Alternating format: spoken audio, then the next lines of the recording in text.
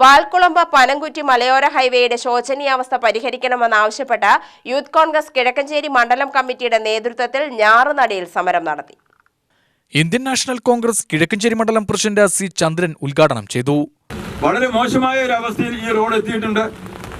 നിരന്തരമായി ജനങ്ങൾ ഇതിനെതിരെ പ്രതിഷേധിക്കുന്നു, സമരങ്ങൾ ചെയ്യുന്നു, അധികാരികളുടെ മുമ്പിൽ തങ്ങളുടെ വിഷമങ്ങൾ അറിയിക്കുന്നു. എന്നിട്ടും ഒരു പരിഹാരവും കാണാതെ ജനങ്ങൾക്ക് നേരെ കൊഞ്ഞനം കുത്തുന്ന ഒരു സമീപനം ഇവിടുത്തെ ഗവൺമെന്റ്, അത് പ്രാദേശിക ഭരണകൂടമായിക്കോട്ടെ സംസ്ഥാന ഭരണകൂടമായിക്കോട്ടെ, ഈ കാണിക്കുന്നത് വളരെയേറെ വിഷമമുണ്ട്.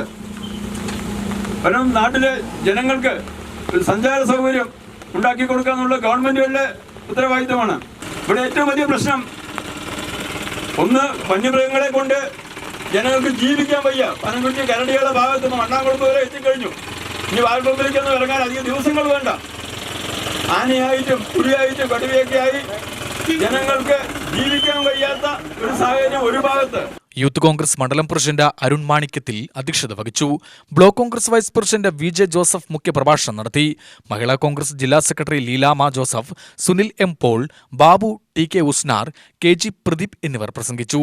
ബീന അരുൺ സ്വാഗതവും വാർഡ് പ്രസിഡന്റ് റോയ് നന്ദിയും പറഞ്ഞു.